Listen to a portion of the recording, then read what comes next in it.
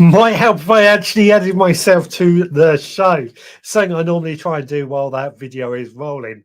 Good evening, everybody, and how are we all doing today? It is Sunday, the 23rd of February, 2025. And yeah, got lots and lots to talk about today. The main subject up for discussion tonight, however, is the fact that we are going to be discussing the hottest topics for 2025. And this becomes from something that happened on Tuesday. Tuesday, I went to the Garden Press event, and this is I feel very lucky to go to this event, I'll be honest. But it's an annual event. Every year they happen to have this event, and it's where members of the gardening media, be it magazines, radio, TV, podcasters, YouTubers, Instagrammers, they go to a place in London, a secret location that's in Islington, not so secret. And basically, brands appear there and they try and get their products in front of the media so that we can actually see them, so that we can then get them out into our various media forms and get them advertised. That's the general idea. It's an annual event, and yeah, I went to it on Tuesday, got lots and lots to talk about. Before we get into that, let's find out if we've actually got anybody in the show tonight. We've got Adrian is there saying, hello, Richard and all. Good evening to you. Digwell is there saying, God afternoon. Good evening in Danish. Hopefully I pronounced that right. I thought that was quite good. Digwell also says, nice to see Nigel and myself in the thumbnail bottom right. Funny how you masked yourself out under the H. Obviously not so photogenic. I didn't actually notice that. I just used a photo and popped that up for the thumbnail. I think it worked out okay though. Jenny says, hello everyone. I hope you're all well and I hope you've had a great week. Good evening to you. Andrew says, evening Richard and everybody. Got here early for a change. Thank you very much. We got a lovely video coming up from Andrew a little bit later on. Turbo Stream is there saying, good evening Veg Podcasters. Good evening to you. Kate is there saying, good evening Veg Army. Good evening to you. Nathan Allotted Chef, evening all. Good evening to you. Hargrave Gas, evening everyone. I hope you have had a great week. I'm currently driving, sorry, but listening in. Welcome along. Drive safe. Drive safe, please. Scott's Seed to Table Plot 13, evening all. Turbo Stream, jolly wet and windy here in the Shire. My allotment will even be more saturated than it already is. Jolly wet, pissing down here, he says. Digwell. Stuart says, evening Richard and Veg Army. Hope we're all staying dry and safe with this storm. Is there another storm? It didn't hit my radar. Amanda says, evening all. Says, lovely to see you, Amanda. Sorry, that was a clean version. Nigel says, hello all, particularly nasty weather. And Anna Jones says, good evening, gardeners. We better just check Instagram as well. My Little Patch of Earth has joined, and John Jerkeles has joined. Welcome along. I'm sorry if I pronounce your names incorrect, but I do my best. So let's get into it today. Now, I did say last week I was hoping to get a couple of videos from myself and from others. Unfortunately, it was such a busy day, such a busy event. I don't think anybody managed to get any videos done. Completely understandable. I felt like I needed to spend another couple of hours there because I did not get around to everyone, and I'm kind of kicking myself about it. But that's the joys of doing this line of work, isn't it? It is a trade show, an event show, and it was just a shame that we couldn't get there. Jenny has joined, saying 42 mile per hour winds and raining. Such fun, but hopefully making a good start on filling my new pond. Good. Plots of fun. Evening, Richard. Good evening to you. Richard Golding. Hello, all. Good evening to you. Jenny says, was Jeremy at the show? No, they weren't this year. Chili Kate. Hi, everyone. Good evening to you. And Plots of Fun. Hi, all. Good evening to you. So, no, Jeremy weren't there. Now, one of the things that where do I start, actually? I tell you what, I'm going to start with the news that you're probably bursting to hear. I've got a job. I start next Monday. I'm no longer unemployed. I am once again in employment, or will be in employment. And it's a job that I wanted, that I spoke of last week. So I'm very, very happy with that. But that's not really about Vegetable Garden. That's about me personally. I just thought you would like to know, so I thought I'd share that with you right away. Now, the show. So, or the event, the Garden Press event is what it's called. Normally, when I go to these places, what I'm really looking for when I go to this event is something new, something innovative, something that really, really wows me. Something that I've never seen before. Unfortunately, I didn't find anything new, nothing innovative, apart from a couple of things that were a little bit, a little bit close. That I'm going to start off with you in a moment. But there was nothing really that jumped out at me. Last year, I felt there was more newer things. We had the Jeremy that has already been mentioned. There was the Dipping Tank, which is a giant sort of water butt, nice looking water butt, but more like a what's those large sort of animal watering thing, cow trough type thing, like that attaches onto your drown pipe. And I can't think what else was new last year, but there was a lot of new things last year. This year, nothing really new, nothing really innovative, but there was a lot of things that have been improved upon. I think that's probably the way that I would label it. There's a lot of things that have been improved upon. As I said, I didn't get around anything. I didn't get around everything, I'm afraid. So it was a little bit of a struggle. So first thing that I think is worthy of a mention, I got this little broccoli character to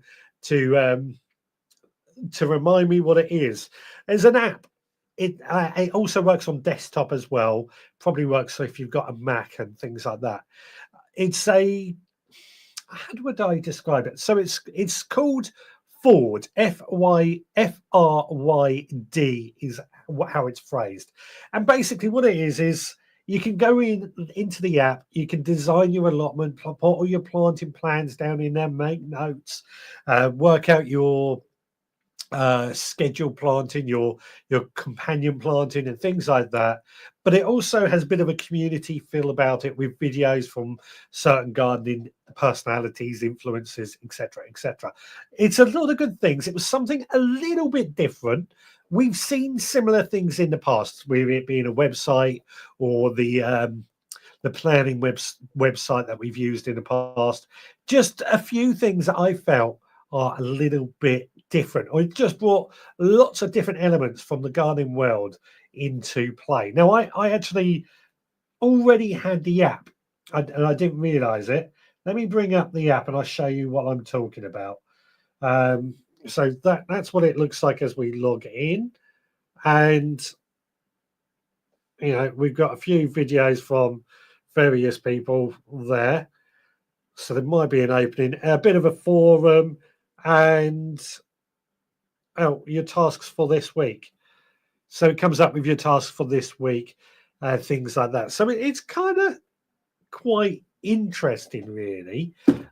I'm trying it out. I'm not going to recommend it until I've tried it out, but I'm going to see how it goes. Right, go to the comments quickly. Plots of Fun says, nice one. I think that's about the job. Nigel says, good news on the job front. Thank you very much. Well done, Richard. Congratulations, Richard. Thank you, thank you, thank you. Congratulations, Richard. So glad it's a job you wanted. What will your job be? My official title is Refrigeration Development Engineer, which sounds nice, doesn't it? Refrigeration Development Engineer. At job, and had everything crossed for you. You so deserve it. I'm very happy with it, I've got to say. Rebecca says, good evening. Sorry, I'm late. Well done, Richard. Digwell says, hope it's a cool job. I get my job. It is a cool job. I'm on more money than what I was on at my previous place, and I only work 4 days a week. More money, a day off to dedicate to the podcast and everything. So I'm very, very happy. Digwell says, I thought there was a lot of rebranding this year. I have to agree. A lot of rebranding going on, actually.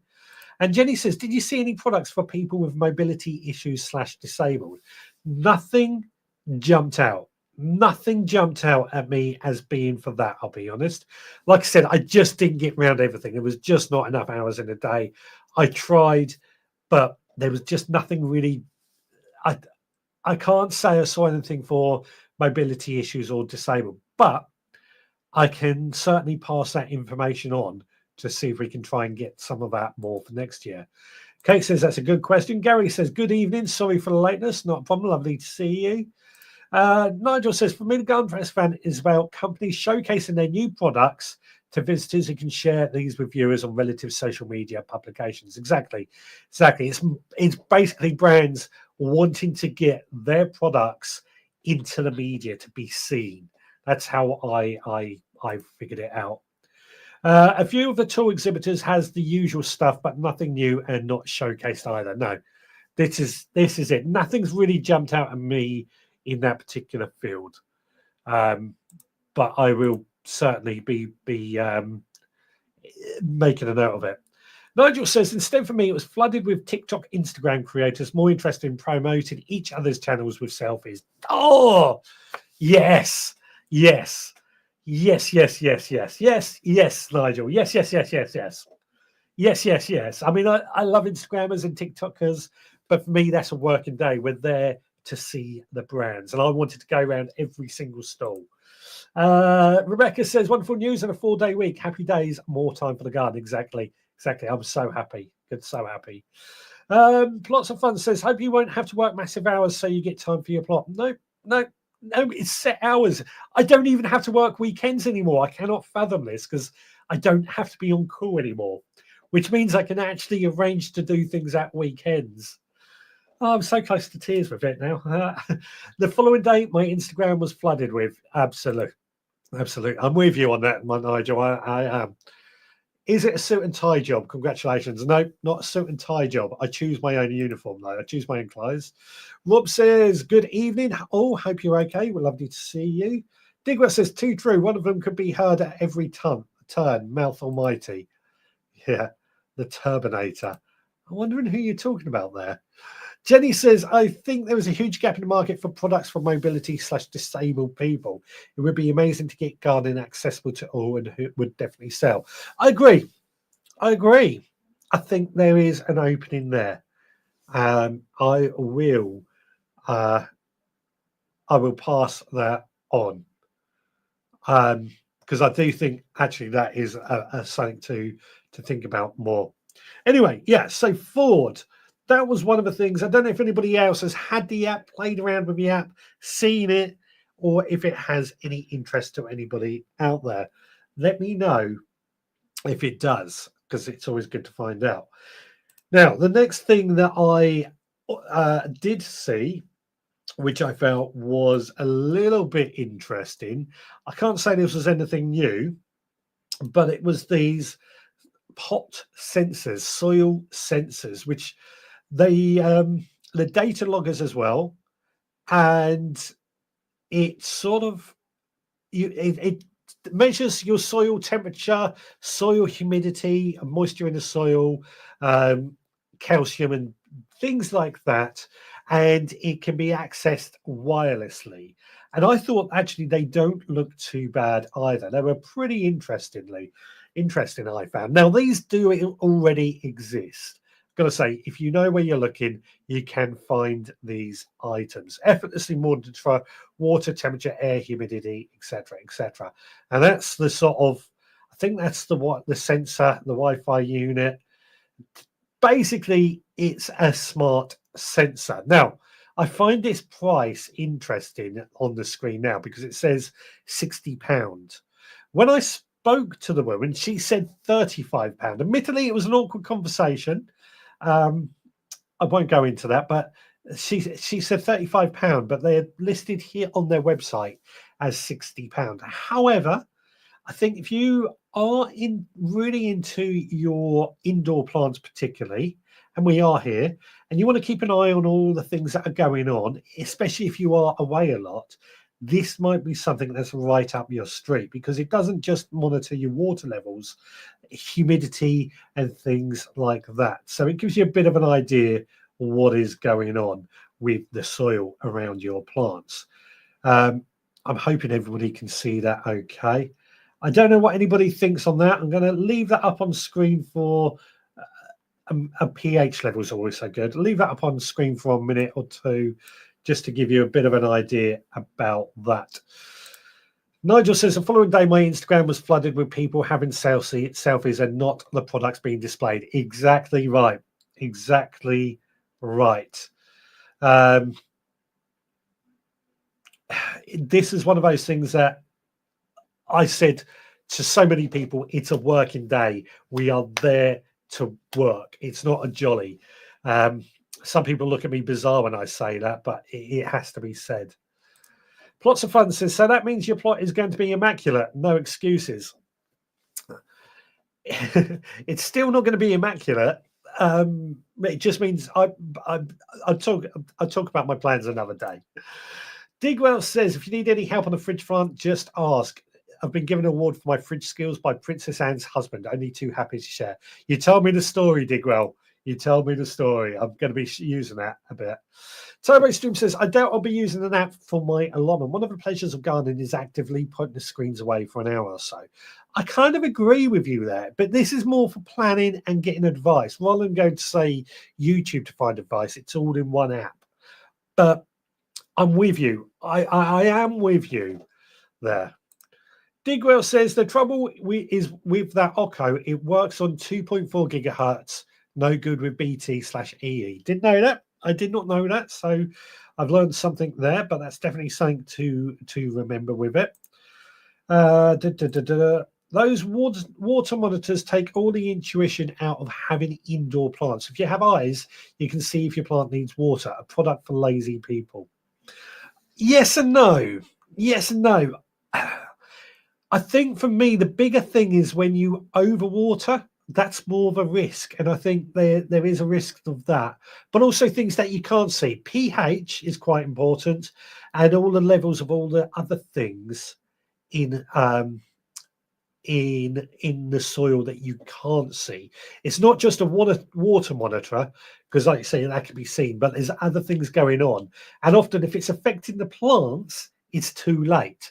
You can recover, but you want it to before the plants get starved of the nutrients and things. Jenny says, I just use my finger and leaf color tells you what's wrong. Plus, I have loads of plants. Leaf color can, but by that point, it's too late. You want to get it before it's a problem. You want to get it before the plant suffers. That's the only thing I would say. The only thing I would say. Andrew says, curiously, the name Okko means eye in Croatian. Could well be related. I don't know. And Turbo Stream says, I'm obviously getting old these days as I want less and less technology involved. I'm with you. I am with you. I do want less and less technology involved. But at the same time, technology is getting involved. It's the same. We've spoken about AI. I tell you what, I'll take that off the screen now. We've spoken about having AI coming into the gardening world. It's happening. It is happening. And it's the same as the old farmers who would say, oh, they wouldn't use the monitors because they knew the soil and stuff. And then they got these monitors and suddenly their farming got better. So there is a space for it, is all I'm going to say. Digwell says, second one, Adam Tim Lawrence. ADM. Don't know what's going on there. And Jenny says, I would need over 20 sensors for all her indoor plants.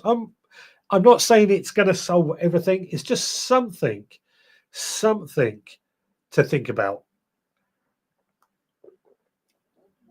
All right. So those are, for me, two of the biggest products the two products that I felt are something a little bit innovative, a little bit different. But there's more. There is more. I've seen lots of comments about this. So, plants. Now, this isn't the usual place where we would find new plants. There was a few. There was a company down the road from me, Far Plants, who have got a euphorbia. I forget the details on it. That's a new one coming in. And it wasn't an edible plant, but we're going to be working with that nursery for the Veg Grower podcast in the future. But Frank P. Matthews, you may have heard of them. They're quite well known in the tree. They've got like a fruit tree nursery or a tree nursery. They This is pear juice, which I'm going to drink in just a moment. And it comes from a tree called the Cornish Gold, which they've just started selling. Now, the Cornish Gold, it is a. I tried this on. I don't know if anybody else that was there tried this pear juice. It's an absolutely amazing, delicious tasting pear juice. Cornish Gold. But basically, this variety of tree, was thought to be lost. It's about 300 years old. And then in a kitchen garden of an old farm, they discovered this tree. And it's called, what was the tree called? I made notes on it. I can't remember what the tree is called, but the variety is Cornish Gold. Basically, it was discovered, and Frank P. Matthews have been taking cuttings and trying to propagate more because it has been so delicious. Now, I've been saving this to drink here with you guys. If I could share this with you, I would, but I can't, I'm afraid. But this is,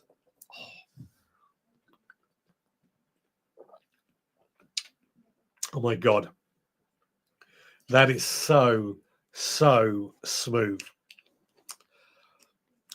It is delicious. I am going to get that tree just to make pear juice out of it because it is so nice. Cannot wait to get that. So that was one of the sort of plants that would fall into our category. I don't know if these are necessarily new, but King Seeds had these sort of edible seed collections going on as well. We've got tasty salad leaves, a vegetable allotment starter pack, vegetable garden allotment starter pack. It's got beetroot, onion, lettuce, carrots, and radish. I would describe that more as a salad starter pack, personally. Edible flower collection, which is going to be good. Sunflower, calendula, pansies, nasturtiums, and borage. That's going to be good, actually. And grow your own Christmas lunch. I like this idea. Brussels sprouts, parsnips, leek, carrots, and cabbage. So a few, and then DT Brown as well. We've got broccoli, purple. I think these are just nice packaging. There's nothing that special, just a new range, but I've heard of all these varieties before. Nothing really new, just repackaged better. Excuse me. So Turbo Stream says, I'm taping this on an iPad. I have disabled AI on it, though. Talking about technology in the garden. Anna Jones says, agree with Andrew. Looks like a good product, but wouldn't want one or use one. You know, it's what it's all about. This is a great thing. We live in a world where we can choose what we want. Nigel, Admiral Tim Lawrence's Princess Anne's second husband. Thank you. Right, that answers that. I'm with you there, Anna. Evening, by the way. Jenny says, absolutely, Andrew. Even better when coffee has been had. Talking about brain power. What have we got? Digwa says, Jeremy are releasing a portable version very soon. Yeah, Jeremy have a lot of things in the pipeline. Unfortunately, they weren't there, but we'll see them at Glee in September, so we should be able to find out more. Rob says, I thought Cornish Gold was a doom bar. No, it's this type of pear tree. Digwa says, Cornish Gold is a decent pasty slathered with brown sauce. Yeah. You send some out with the seeds next week. Send some what out with the seeds? What, this pear juice? There's not enough to go round, but I cannot wait. It is delicious. Does the pear juice guarantee eternal youth? We'll try. We'll see how it goes. Is there a small turkey in the packet talking about the grow your own Christmas dinner? No turkey in that. It's all the vegetables, though. Nigel says, I think the GEMA and HTA, who are the organisers of press event, need to vet who they issue invitations to in the future, as this was for me as definite lowering of expected standards regarding the way people conducted themselves. Nigel, I'll give you a call during the week because I got lots of things to say on this that I probably shouldn't say in the public, but I'm with you. Lots of things going on. I'll put it like that. Digra says King Seeds were one of those saying that they are closely following the peat debate as they are about to start selling composts. Funny you say that. Funny you say that, because Kings have brought out their own seed and cutting compost, which is, this is good. This is coir based. That's 15 litres in this. Coir based, which I know we have a lot of discussions about. Trying to see, it's got extra perlite added. I'm trying to see if it's got anything in it. Doesn't say, but it's sold. It's manufactured by Southern Trident, who basically make a lot of coir-based compost. So I know they're making a big thing about selling this at the moment. I'm still on the fence about coir-based compost. I do try them a few times, and I have experimented with them. I've had pretty good results, but not as good as peat-based compost either. So they're definitely. I'm going to sneeze. Sorry.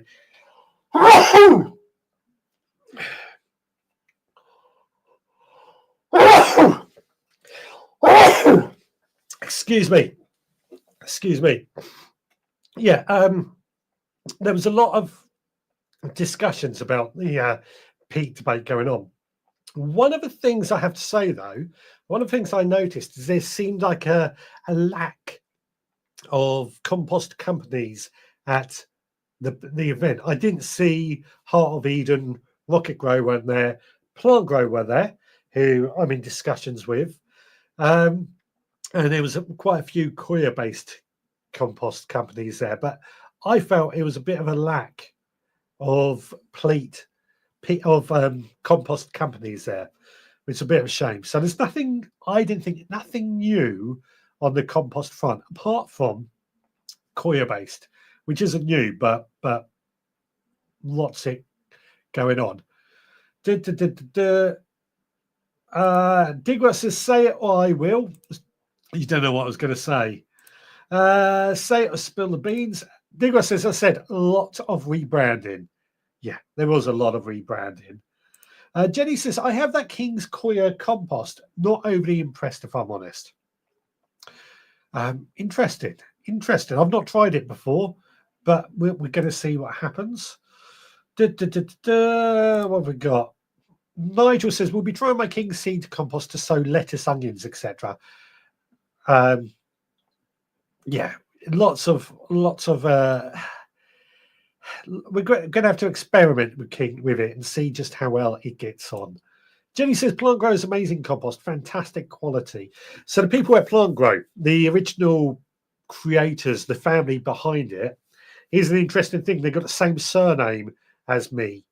And that was, although spelt slightly different. My surname, I think, to be pretty unusual, but to have a company with the same surname was really interesting. That's always been my thing with Plant Grow. That's why I got to talk to them. Please don't swear on your show, Richard. Rocket Grow. You're not a fan, I take it. And Nigel says, disappointed to see best product the same as last year. Yes, I noticed that. But I think that just goes to show that there was nothing new this year. Now, last year and this year's winner was the Dipping Tank Company. And the Dipping Tank Company, they basically make they're good-looking water butts. I'm trying to think, but they are basically a cow trough, a farmer's trough attached onto a drain pipe.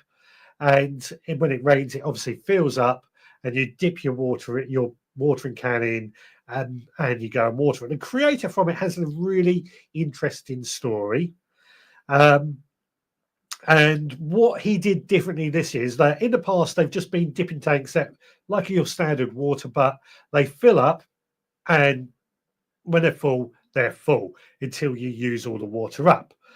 What he brought differently to this year, he's been in conversations with some of the water companies, and what he discovered, the water companies wanted these tanks to attach onto houses that fill up when it rains, and we get a lot of rain, but then they slowly trickle back down to the drains, which I don't see the point of, if I'm honest with you. I thought it was a little bit Not really for the gardening world. We want our water. What he actually did is he had this tray in the top for cacti. So when it filled up, the cacti got the water, but then when it dried out and that water level dropped, they then got uh, then dried out. So was it anything innovative? It's different. Yes, it looks good. To me, it's too expensive to have in a garden. I like the idea behind it, but very, very expensive. The guy behind it, however, young lad, created a company. He's now gone full time. So credit to where credit's due. You know, I support people who are innovative and do create their own opportunities like that. Turbo Stream says, I'm pleased so far with my homemade leaf mold seed mix so far. You would think these compost producers would have tried it. Perhaps they have. They probably have, but who knows? Who knows? Nigel says, I think the lack of compost companies are due to them fully committing to peat-free, realizing they can't reverse down a one-way street. Yeah, you could be right there. You could be right there. Turbo Stream says, I'm still on the hunt for clover compost. Might have to cross the border to the Black Country to seek some out. Give it a try. Digger says, many make one, like you say, but being a single source company, they tend to cost a lot. Talking about seeds, leaf mold. Jenny says, I've just made a dipping tank style pond on a gabion cage. Gabion 30 quid, water trough £19. I will be planting a bog filter in when weather warms up. Ponds, not pongs, sorry. There we go. So it does exist, but I'll give the dipping tank its due. And Digwell says, I thought the dipping tank idea was a bit of a rip-off of the Autopot concept. So the original dipping tank didn't have that slow drain away. It was intended as for gardeners as a way of just filling your water butts. You dip your water can in, and you get your water. And he's just added to that. This came from what the water companies wanted. I don't like it. I still would prefer to have my water for watering my garden, but I come from a perspective of I'm a gardener, not a person that works in the water board. I think the idea with it just slowly trickling out is just to slow down the amount of water going down the drain at any one time. Andrew says people here plant clover in their gardens in autumn and then plough the plant in the soil the following spring. The clover Turbo Stream is talking about there is a type of compost, a compost manufacturing company. So that's what he means by that, not the white clover. Anything else that I found was interesting? This stuff, Jay's Fluid. I'm sure everybody has heard of Jay's Fluid and probably used it at some point. It used to be a gardener's favourite. Now, I've not used Jay's Fluid in quite a time. I try not to use any chemicals. I'm not one for disinfectants. I try to be as natural as possible. But I did have a conversation with this stand because it's a well-known brand. They've been going for 145 years. But what I discovered in discussions with that company is that a few years ago they were bought by another company and they changed the recipe. And it's recently been brought back under the original owners, and they have gone back but as close to the original recipe as they possibly could. So what I mean by that, the distinct smell of Jay's Fluid is back. The colour of Jay's Fluid is black. I'm still not a great lover of disinfectants. I try and be as natural as possible, but sometimes we do need disinfectant. We're struggling at the moment with bird flu, so this might just be something we need. Anna Jones says the old stuff containing coal tar was much better. It's got the same smell of coal tar. They've gone back to that. So this is sort of rebranded. I don't know if it's quite in the supermarket. Look for classic formula on the bottom, I guess. I'm trying to think. Is there anything that tells me if it's got coal tar in it? I can't say. I doubt it would. I doubt it would. But they've got that smell of coal tar back into it.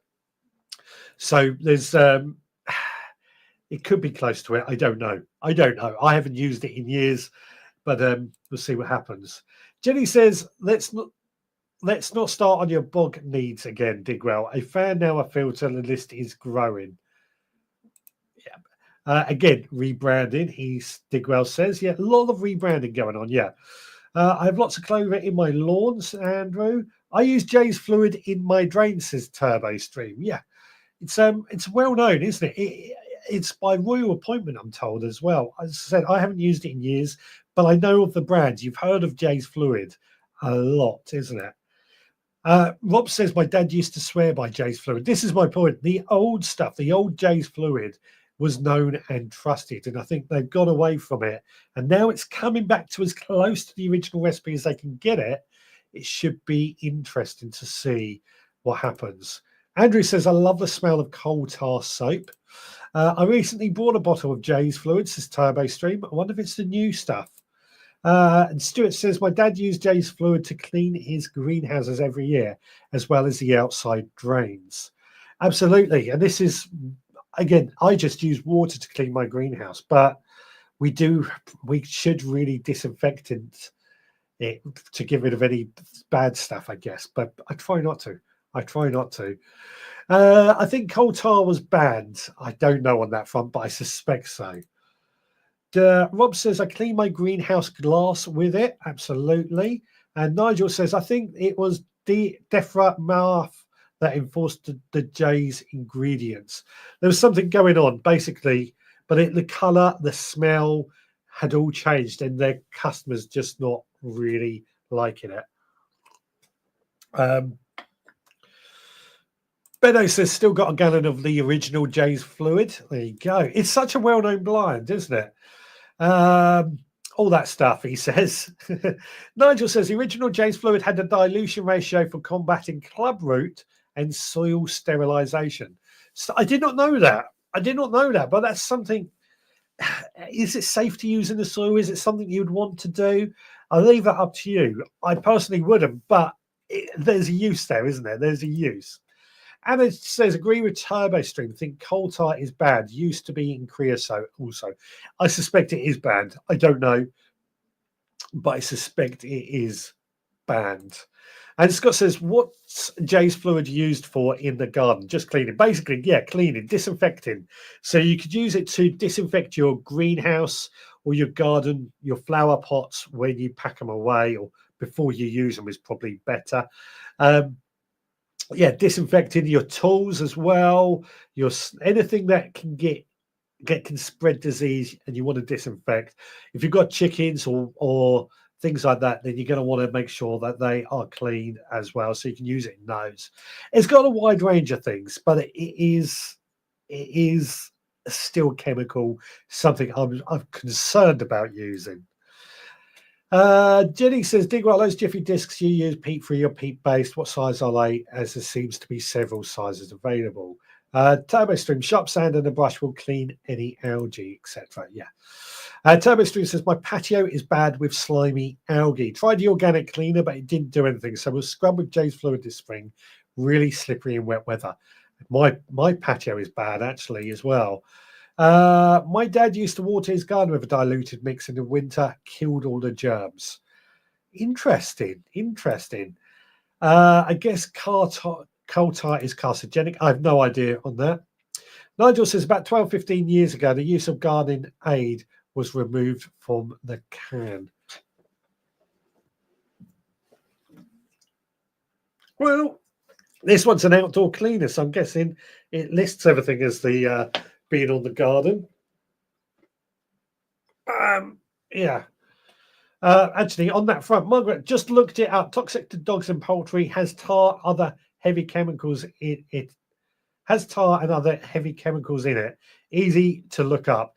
Yeah, I'm on a live stream, so it's hard for me to look up, Margaret. Hope you're well. Lovely to see you. But yeah, I think if you drink it, it's going to be toxic. I don't know. This is one of the things I don't know. But when we got into our chickens, particularly at the moment, when we clean down all our chicken coops and everything, a bit of J's fluid disinfectant, it could be something we look at. And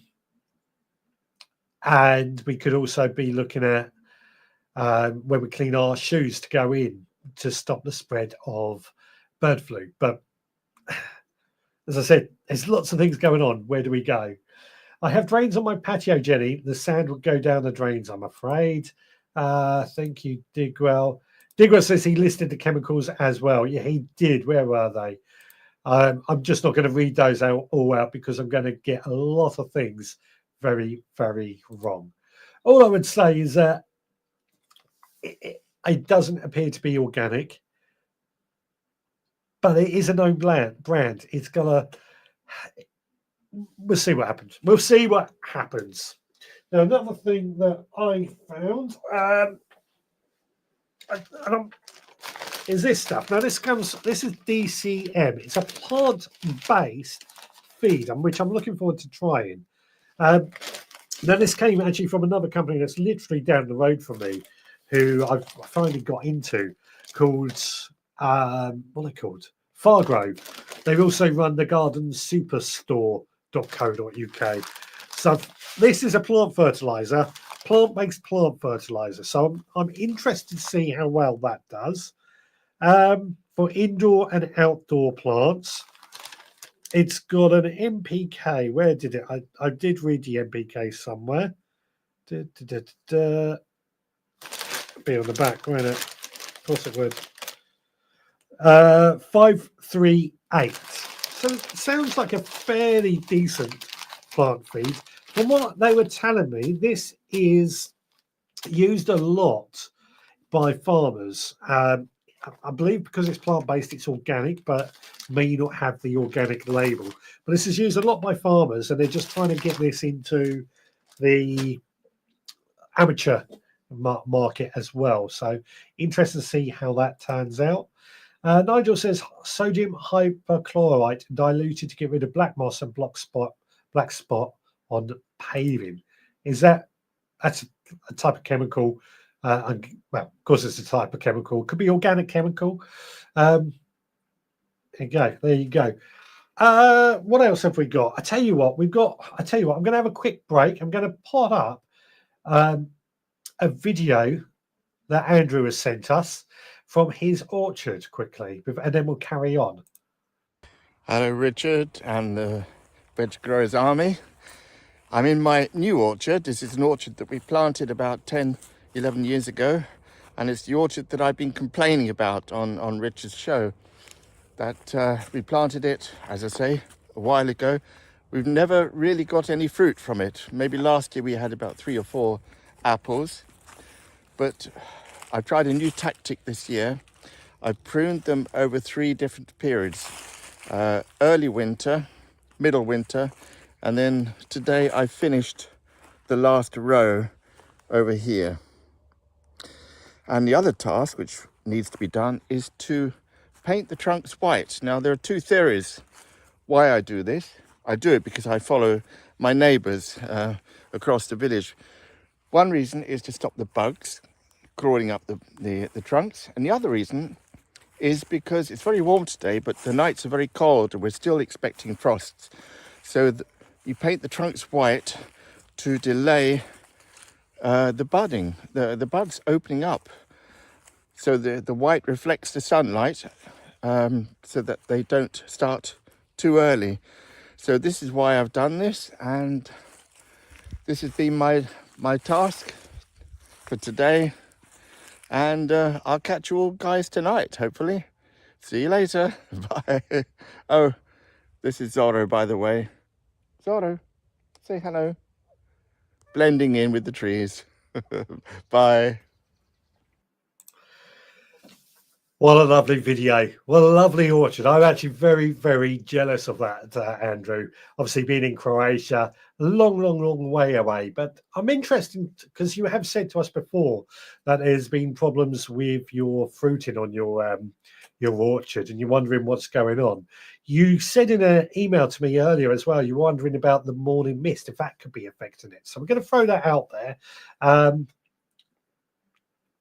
and see if anybody has any ideas of why Andrew doesn't get much fruit in his orchard. It looks lovely though, doesn't it?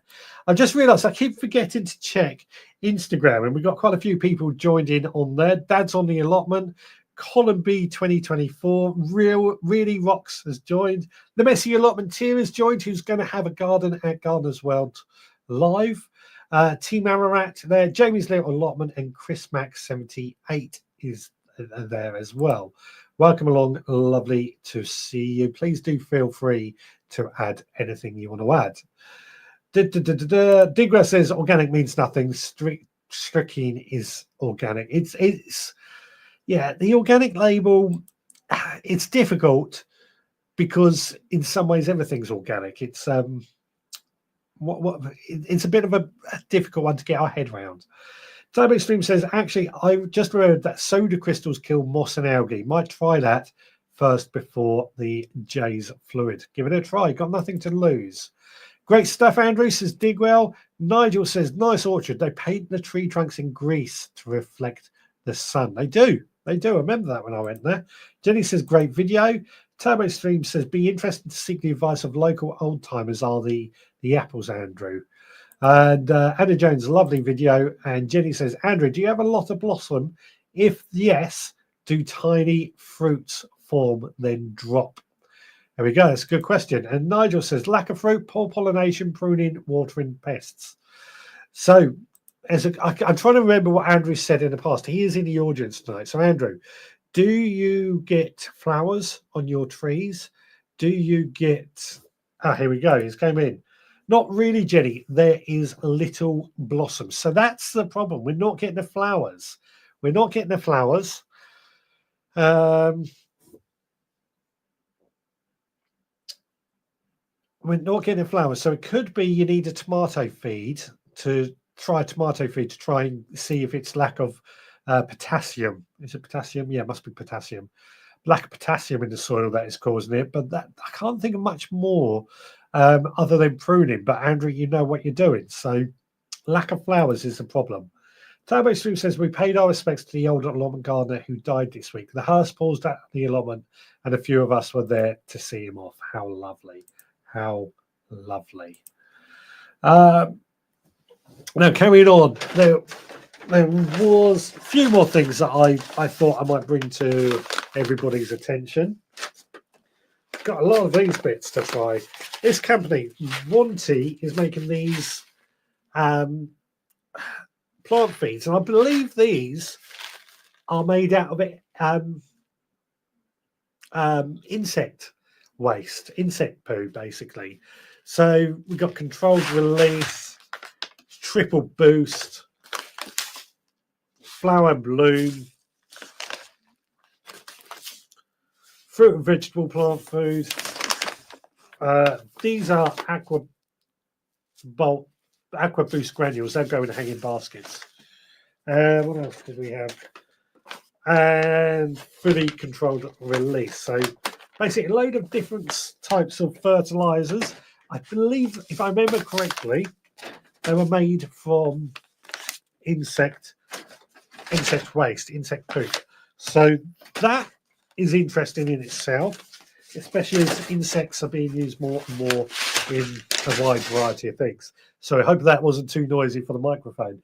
Yeah, interesting if it works. I've got to admit, I'm using worm waste a lot more lately, which is something we often do anyway. But interesting.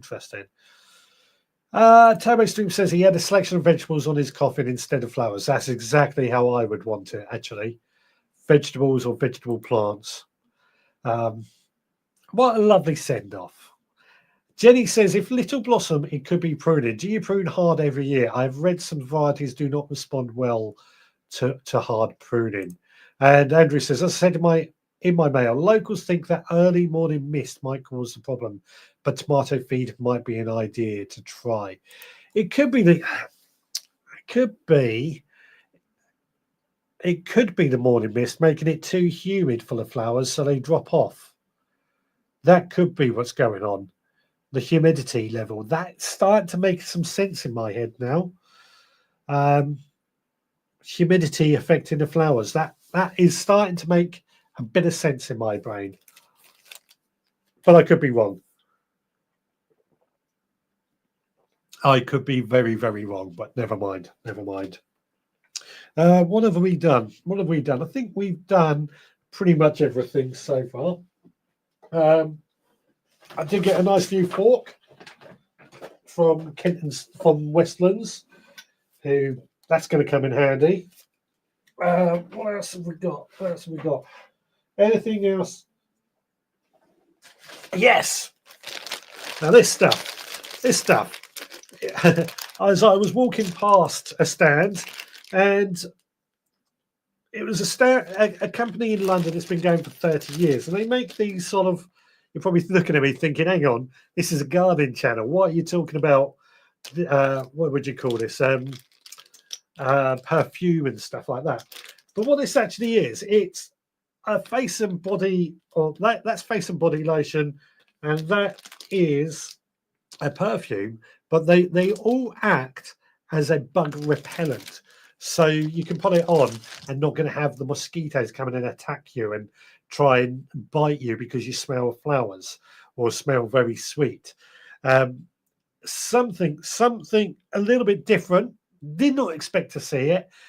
Not my normal type of thing at all, but we'll try it out and see how it goes. I don't often get bitten by anything on this when I'm on the allotment, but it does happen sometimes. Mosquitoes particularly do cause issues.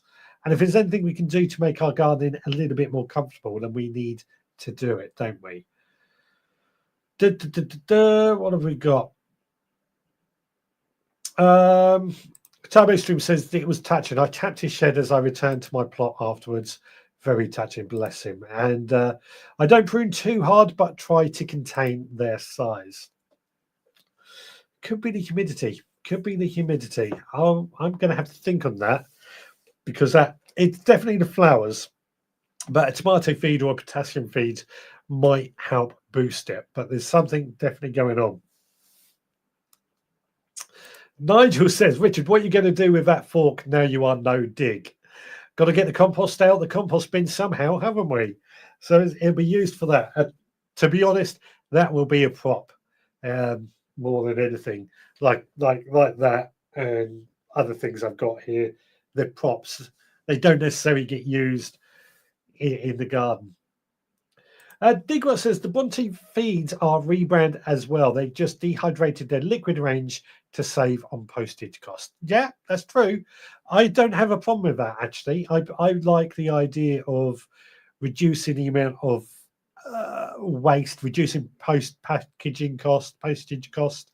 If it's lighter to transport, it's going to use less fuel, therefore be better for the environment. That's my theory as well, and reduces the amount of waste. Because one of the things that bugs me a lot is the cardboard boxes that a lot of plant feeds come into. You pop them in the shed and they get damp and they suck in that moisture and they disintegrate. So like it.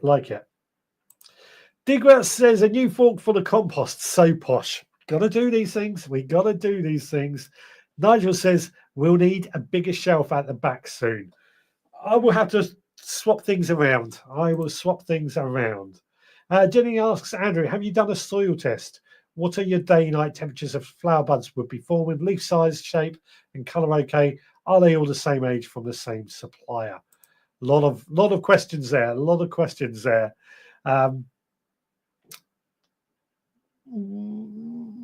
But they're all different varieties, so it could be interesting to see what is going on. Could well be the humidity. Anybody else? So I'll tell you what I'm going to do. Throw this out. Anybody else that went to the event, because we do have a few videos to get through as well. Anybody that went to the event, what was your item that stood out to you? Was there anything that I've missed? I mean, there's so much to go through.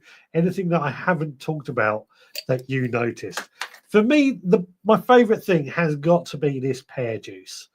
and I want to get this tree. Oh, love it. Love it. Digwa says, we'll start using them and letting us know what you think of the products. I do actually use them. I'm trying to think.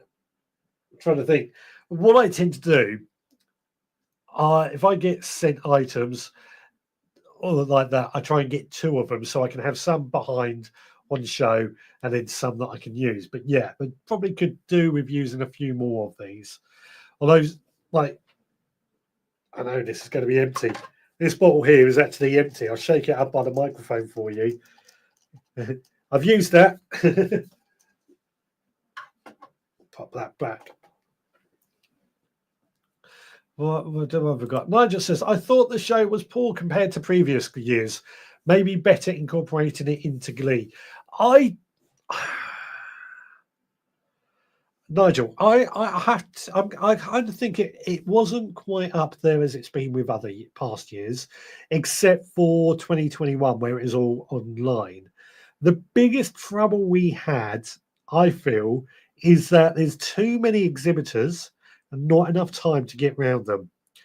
Because I found it took me an hour just a couple of hours just to do one row. And we need a couple more hours to get round to everyone. That's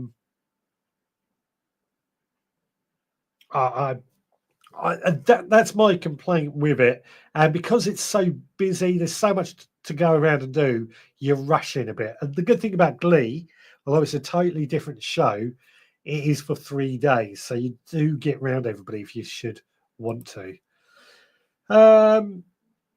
Turbo Stream says, I didn't attend, but did see them lightweight wellies at the camping show at the NEC on Thursday. LBC, well worth it. Ultralight boots, well worth it. They're my favourite wellies. If you'd seen him, mention my name, and probably look after you if you had gone and seen him. Digwell says, I got some good vibes from Woodblocks. Yep, me too, Woodblocks. I forgot about Woodblocks. And the Blackstone Barbecue guys. Watch this space. Yes. Yeah, with you on both of those. There was nothing new from the Woodblocks, though. I didn't get to the Blackstone Barbecue guys properly, but Woodblocks didn't have anything new, I felt. But yeah. Beddoes, is Amanda happy about your job or upset her tea won't be ready when she gets home? She works from home, so it's neither here nor there. She's happy. She's happy. Jenny says, I think you should send me that perennial spade. I wouldn't have anything hanging up there then, would I? Digress says, only my second show, but it was worse than last year because of many of the exhibits were exactly the same. Yeah. Last year was an exceptional year, I felt, because it just was such a good year last year. This year just didn't seem like anything new.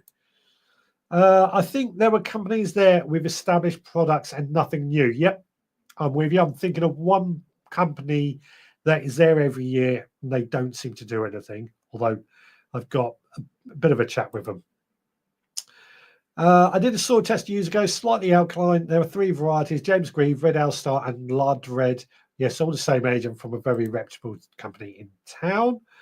I'll have a think. Woodblocks, first show in 5 years, they said. Yeah, I haven't seen them there for, when did I see them? Would have been 2018, 2019, maybe 2020. Can't remember, but I didn't feel they had anything new. But have I emailed them? I'll be in conversations with them.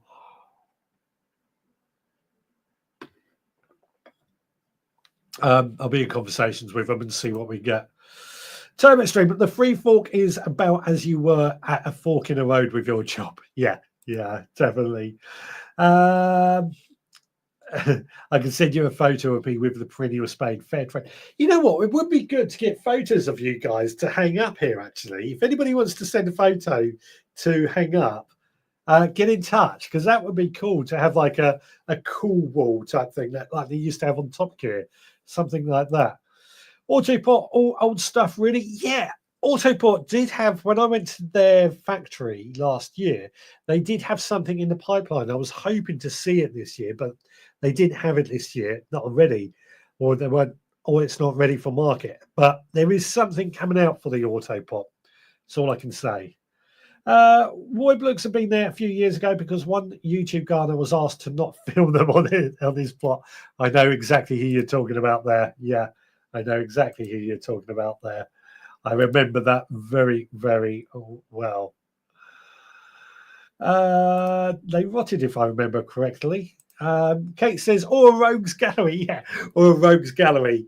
Something like that up along here. I guess actually that side would be better, but you get the idea. Just like to add a bit of fun to it. We need to go to a video. I tell you what, should we do my cook along? Because we are running up. It's quite a long one. This is about a 10-minute video. We'll do that, and then we'll come back and carry on the conversation. Okay, today you want me to make two things: sausage rolls and a sweet potato sausage roll. So we've got a meat option and a vegetarian option. Now the sweet potato is going to take a little bit longer, so I'm starting off with that. We've got a couple of sweet potatoes. We're just going to prick them all over with a fork.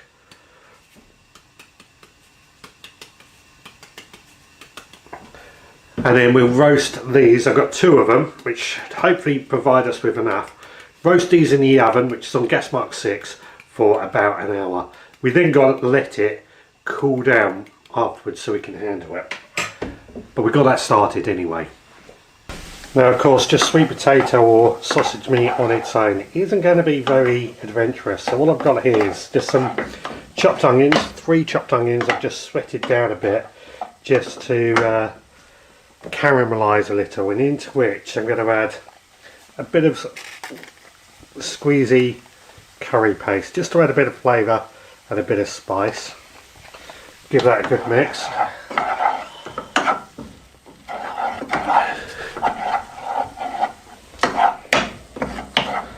Okay, well the onion mix is cooked and I've just let it cool down for a bit. More importantly, these sweet potatoes are now cooked as well, so let's move on into making this mixture. So 2 bowls here. One, we've got our sausage meat, good quality sausage meat. We're just going to add half of this onion mixture to that.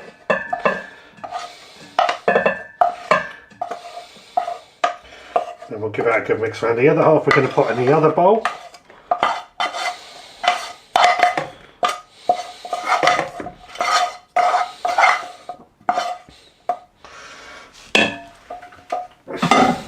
Going to pop that one to one side.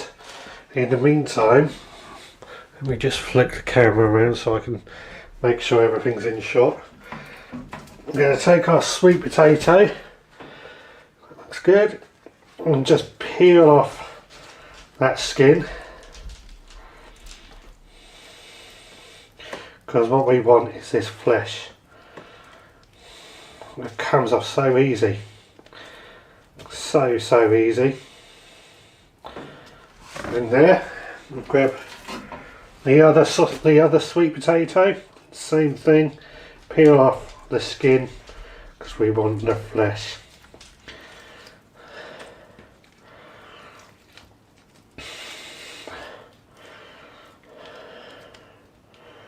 That actually came off much easier than I thought it would. We're going to throw both of these in here and I'm just going to mix this mixture in with the onions. Do it by hand because why not?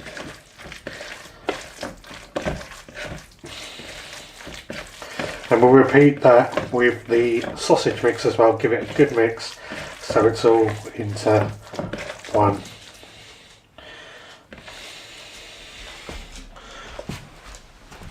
Okay, so we've got our short crust pastry here. I've put it into 2 pieces, nice and easy. I think we'll do the sweet potato one first. We're just simply going to try and put that like so. Hopefully we're going to have enough. It's quite a what's the word I'm looking for? It's quite a loose mix, this one. It's not quite holding together as much as I'd hoped, but at the end of the day it's a friendly alternative. There we go. I'm just going to wash my hands and we'll come back with the next bit. So now I'm back. I'm just going to bring this up like so, bring this over like so.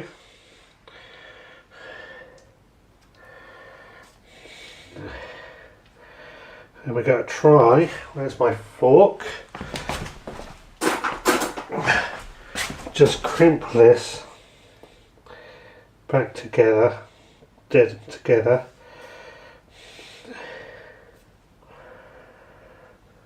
See if it will hold like that. And I think I will give this, no I won't, I was going to give this a bit of an egg wash. I don't think I will because this is meant to be a vegan or vegetarian option. So we'll have a think about that and we'll move on with the sausage option. Which of course, being sausage, holds together much more how I would expect it. And I can roll this into a bit of a better sausage shape. I don't want it tapering at the end.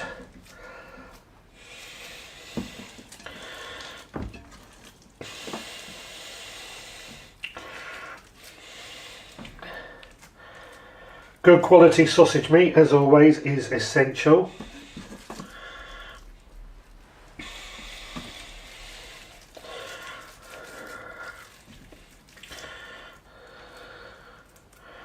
I want to try and get it to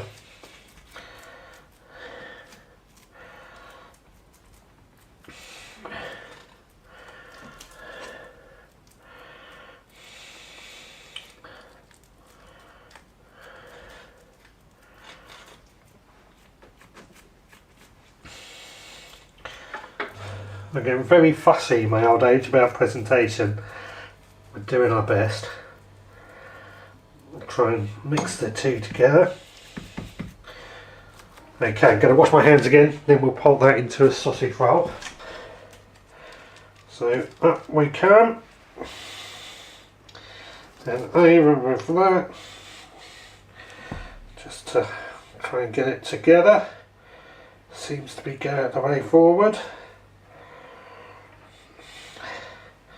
And again, we're just going to take my fork and try and crimp the two together.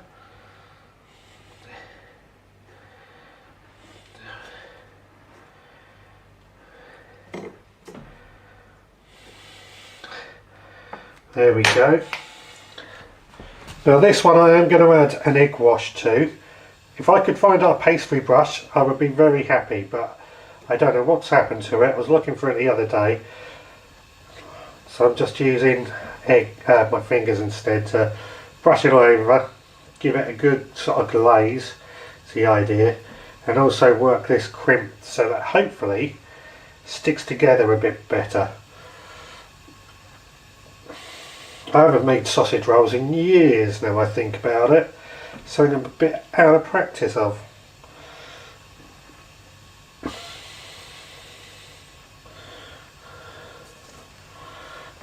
I'm going to do, just cut this into even slices.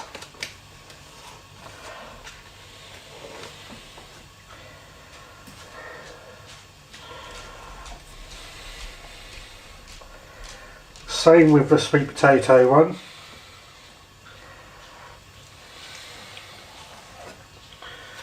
And then we'll cook these and we'll see how they taste. Okay, well the sausage rolls are cooked. Let me just show you what they've turned out like.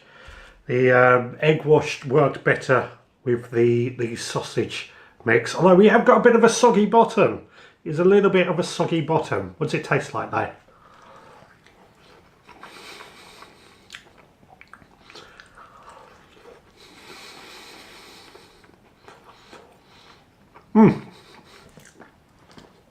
I mean, it's a sausage roll, what can you say? It's nice. I like it. It's a sausage roll, but I'll give that one 8 out of 10. I mean, there's nothing wrong with it. There's nothing exciting about it either. So this is the other one, the sweet potato one. Let me just bring it up. There's no soggy bottom, so that's cooked well. Yeah, my presentation is a little desired. It doesn't look quite as glazed as the other one without the egg wash. We've got to think of a vegan alternative for that if we ever do this in the future. I'm not vegan, but I do like to consider everybody. What's it taste like though?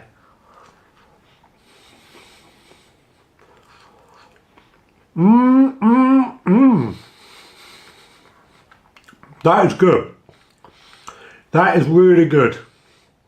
That is really good. I'm glad I added the curry paste to add a bit of a difference to it, add a bit of pizzazz to it, because that did lift it up a level. It did. The recipe did ask for harissa paste, which I couldn't find any, but curry paste worked just as well. And curry and sweet potato go well together. Yeah, that one, I'm going to give that a 9.5 out of 10, up in the higher nines. The only thing that lets it down is presentation, but we don't worry about that. But boy, does it taste good. I'm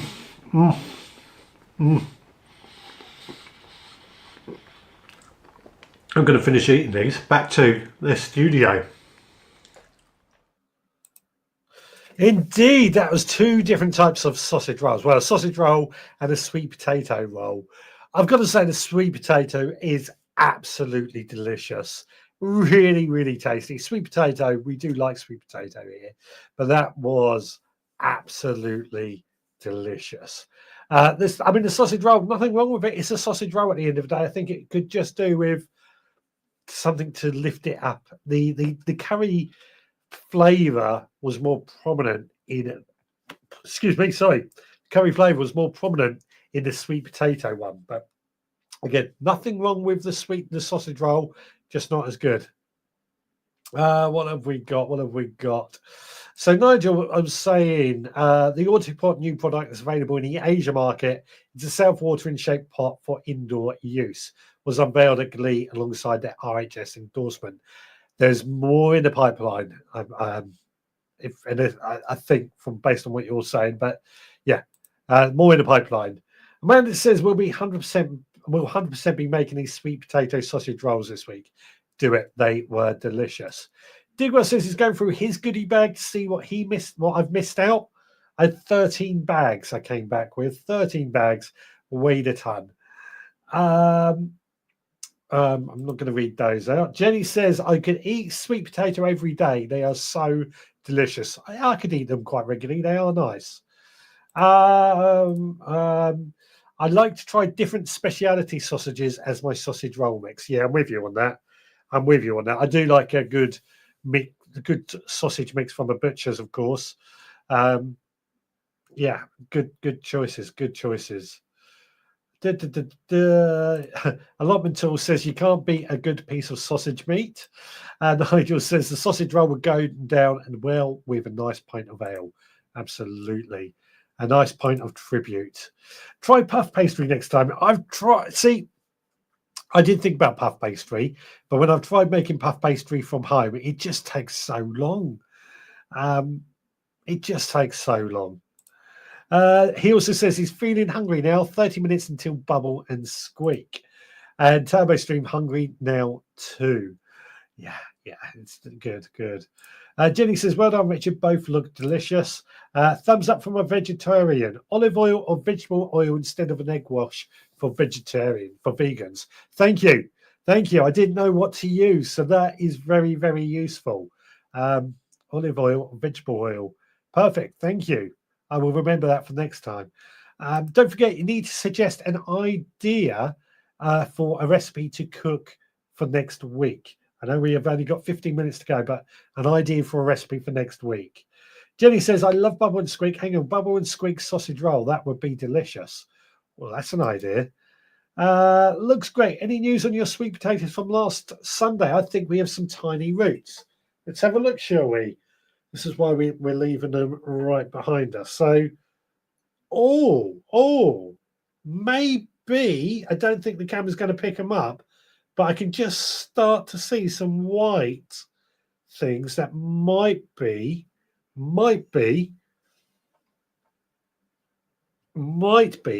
roots.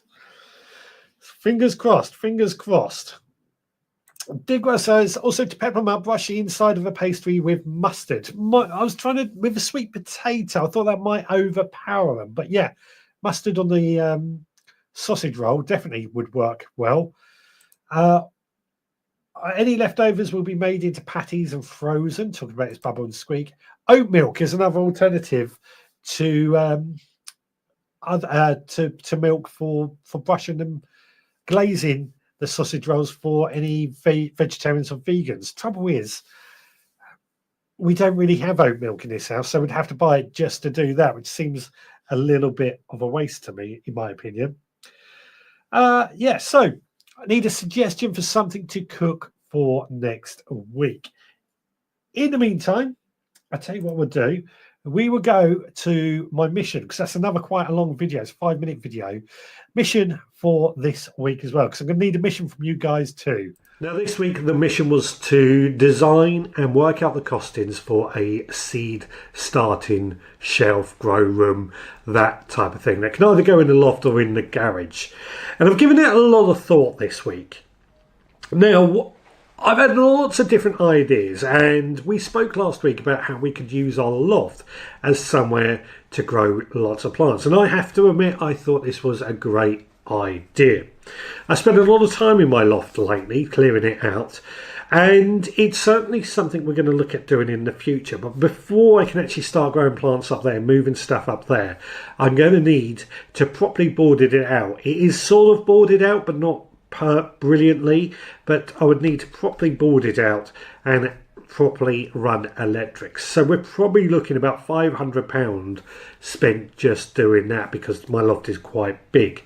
We could half do it, but what's the point in doing half a job? If we're going to do it, we would do it properly. Now, obviously, that's only part, or that's not necessarily part of this particular mission. What you wanted me to do was like a seed starting shelf, and I'm very lucky actually, because I have got in my kitchen exactly what we are talking about. It's a shelf that I've made. Well, I didn't make the shelf actually. It's a shelf I got from a charity shop. It cost me £5, and I've attached my grow lights that I got from IKEA. Now the prices on these were between £15 and £20, so I think the shelf cost me £5. And all I did is screw the grow lights into them and run some power cable to them using a timer. I actually use a smart plug, but a timer would be cheaper, of course. Now, that overall build, including the heated propagators, actually was about £200. Heated propagators, my large one is about £60 to buy without thermostats. So we're looking about £200 for that. And I think that's as cheap as we could get it. Is it necessary? No. Now, if we had this up in the loft, we could just stick the shelf up there and with the grow lights and off it goes. But I don't think that's going to be quite warm enough in the loft. So I would probably also put some mylar sheeting just to reflect some of that light and also to try and retain some of that heat. So we could be looking at temperatures more like, oh, well, at prices, mylar sheets are pretty cheap, but we're probably going to be adding another 20 quid to that, say 220 quid. And we're not going to need just one, we're going to need several of them. This price is getting up there, and this is on top of £500 to board and run electrics in the loft.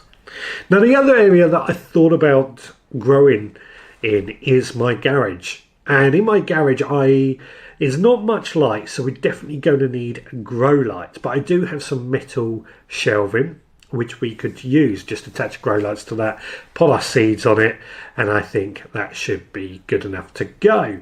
Gives us options. Again, I would use some mylar sheeting to reflect some of that light around so that it is fairly consistent with light.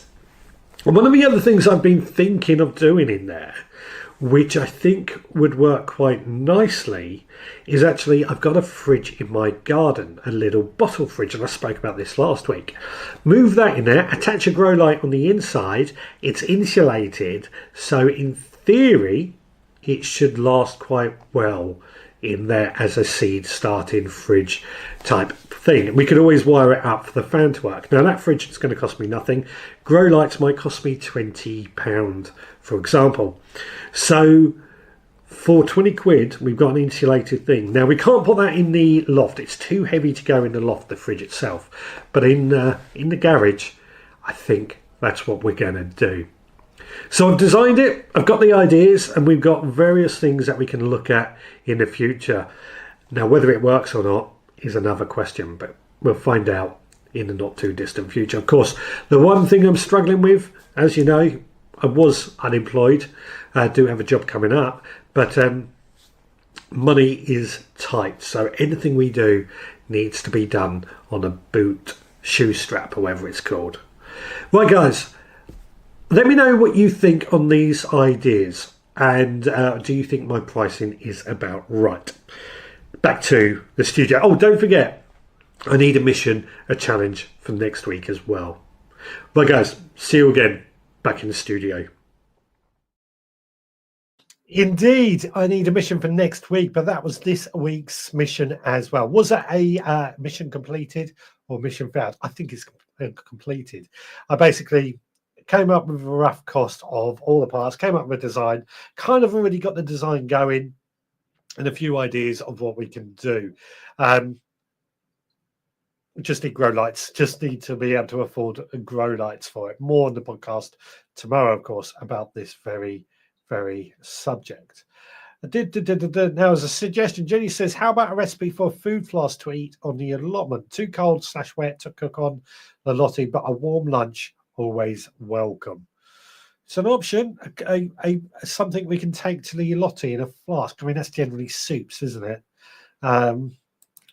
Wasn't there something last week that we debated about? I can't remember now. My loft kitted with everything was about 3k or more. Yeah, so I worked out 500 for parts. I would actually do the work myself, including the electrics. Obviously, I'm a refrigeration engineer, which makes it mean I'm technically competent to do my own electrics. I know what I'm doing with electrics, basically. Obviously, that may not be everybody. It is a lot of work to kit out a loft as well. I've done it before, but it's something we could do. That's why I worked it out to be £500 for the wood alone, really. Jenny says, I would love for you to wear that t-shirt, talking about something. Nigel says, I did the loft myself, boarding, insulation and electrics. Yep, exactly what I would do. Rob says, I got a chippy in to do the floor and electrics, and brought all the benches from Two Wests and Elliot. Talking about his seat benches there. Digwell says, better to use a carpenter. Who wants the smell of fish and chips in the attic?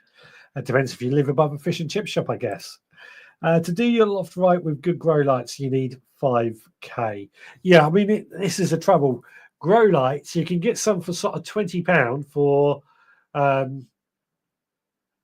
reasonably priced ones, right up to about, was it a couple of £100 for decent grow lights. So there's a wide range in things like that.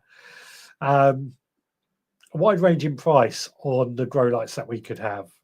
Chili Phil says, just change water on our sweet potato. Make sure you do yours if you are following along as well. Also, don't forget to like, don't forget to follow, don't forget to subscribe, and don't forget to click the notifications so that you know when we go live. Richard, what area of loft are you looking to cover? I don't know, 4, 5, 6 by, it's about, I don't know. It's a big loft. I think it's about 100 square meters, but I could be wrong on that. It's a big loft. Soup, chili, casserole, stew. I would talk about suggestions. Yeah. Trouble after you keep adding on bits. Trouble after you keep adding on bits. Yes. And I just said would need an EICR certificate if adding a new ring circuit. Yes, that's not a problem. That's not a problem for me. I can do that. A stew, chili, spag bowl sort of thing will fit in a wide mouth thermal flask. So what do you want me to do? A stew or a chili con carne, a chili, something like that? Let me know. EICR certificate and stop swearing. Stop swearing. Yeah. Yeah. Yeah, for putting in another ring main, I've got to put another ring main in for our outside anyway. So it's something I can do. Obviously, I have to. I would not do it for anybody else. I would only do it in my own house, but I can do the certificates or get somebody to sign it off as well. Kate says, "What about minestrone with plenty of veg?" That's an idea. Minestrone could work. Let me know what you think. Minestrone and a mission for next week. A nice flask of hot chocolate. Now, quickly, last video that we need to get to because it's been a long talk tonight. The rant for the week. So while we do this, obviously pay attention to the rant, but also come up with some ideas of the mission and recipe for next week. Okay, it's time for a Richard Rants. And this is my chance of the week to have a moan about something that has been bothering me throughout this week. Now, there's quite a few things that are going on at the moment. I've had a good week and I've had a bad week in many ways. But one of the things I've been really, really trying to find are pots like this. These tiny, small little pots. I don't know, they're probably 2-3 centimetre pots. They're tiny little pots. Now I'm looking for these because I think these would be great to pot some of my plug plants, pot them up into this sort of size pot. I'm trying, as you know, I'm growing lots and lots of plants from plug plants, seeds this year in an attempt to try and start my own plant nursery. And I'm just finding that jump from a sort of plug plant right up to something like a 3.5 inch, what's that, 9 centimetre pot, your standard sort of garden pot, to be a bit too much of a jump. So I spent ages this week trawling all over the place to try and find some of these 3 centimetre pots. Can I find them anywhere? Not on your Nelly. Not in the UK anyway. And it's a real shame because I think these would be really, really useful. And obviously somebody does make them somewhere. This particular one, a plant from a garden centre came from it. So somebody's supplying them somewhere. But can I find them? No. And I'm looking in wholesale places. I'm very lucky because I have the ability that I can buy wholesale, which I think many people should be doing. If you want to save money and you grow lots of plants, or you do lots in the gardening world, going wholesale does save a fortune. But can I find them? Not at all. And I'm really, really annoyed about it. Really, really going to have a rant on it. Now, it would be great, as I said, we take our plug plants, those small little plants, and pop them up into this size plot just to grow them on. It'd be even better if they square, to be honest with you. But beggars can't be choosers. I'll be happy with any round ones. But it would just be good to take them up to that next level, give them a bit more room before they grow on, before we then take them on to the next size. As I said, I cannot find them anywhere. I'm getting really, really annoyed with it. So let me know what you think on that rant. Have you ever had something that you really want to find, but you can never find somewhere selling it? Indeed, I've tried and looked for the 3 centimetre pots. Although, where was it? A digger I saw, he said, where is it? Oh, he said, I just got a load from Amazon this week. I've had a look on Amazon. I can't find them for that small either. And he also says, are they 5 centimetre? No, they're 3 centimetre pots. They are 3 centimetre pots. I've been looking around for ages for them. Basically, I bought some, like, try and buy them as cheap as I can get them in a large quantity. I cannot find them. I cannot find them anywhere. Digwell says, today I uploaded a reply to a Richard Rant video. I'll check that out. Was that on the sitting down to talk while sowing seed video? And a good reply as well. Did you agree or disagree with me? That's the worry. If you disagreed with me, I'm not going to watch it. Depends on what colour temp the lights are. Oh, that was something I did see. Beddoes was asking, would a sunbed work as a grow light setup? I'm going to say no, because they emit a lot of heat. They're quite big, They'll use a lot of electricity, but they also, I think they emit a light towards the UV end of the spectrum. You want a full spectrum, so you get the full light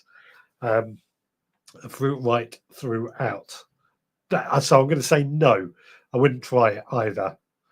Chili Cake, have you tried Poundland? I know you mentioned wholesale, but I didn't see them when I was last in Poundland. I found terracotta ones, and I cannot find them. And Rob says, try Plant Pot Men. Yep, they haven't got them. I can't find them in there. Chili Phil says, we got loads of those plots. Use some this week to pot on our chilies. Where did you get them from? Where did you get them from? I've been looking all over for them. Richard, look at BHGS for the pots. I got 200 times 7 centimeter square pots there. Yeah, I did have a look. I think I did have a look at them. Again, I'm with you. 7 centimeters are what I would need eventually. BHGS, did I look? I'm sure I did. But I'll double check there when we finish this show. But yeah, I just want them, those sort of smaller ones. Or Exla, another company, I think. Making pots, trays from paper card, recycling, alternative pot size, different uses, maybe paper pots that would fit stacked in your wooden seed tray. So I'm not a fan of paper pots for what I plan to do with them. Basically, I want to sell, as you know, with this extra day, I'm trying to make a plant nursery business going. I'm not saying it's going to work, but I want to be able to sell these plants and people come along and transport them. And paper card tends to collapse quite easily. So I don't feel from that perspective it's right, because I don't want somebody to buy them and they fall apart in the back of their car or anything. So it's got to be, unfortunately, plastic. Yes, mine would have square 5 centimeter pots. I'll send you a link. Please do, because I haven't even found, I struggled to find 5 centimeter pots that were in stock. They are no way 1¼ inches round. They are. I swear to God, they are. I measured it. They're tiny things. Jenny says, Lidl did those pots last year. I'll keep my eyes open for them. Really cheap. I've got them for our conservatory. Oh, sorry, Jenny, making pots trays from paper card as a mission. There we go. We'll do that as a mission. And I think we'll do the minestrone soup as well. And we better quickly, because we're into overtime, better quickly just go through your photos. And not had a chance to have a bit carry on with that rant, have we? It's been a lot to go through. So your photos tonight. Steve Digwell, he's loving the Jiffy 7s. Just look at those roots on that. Absolutely brilliant.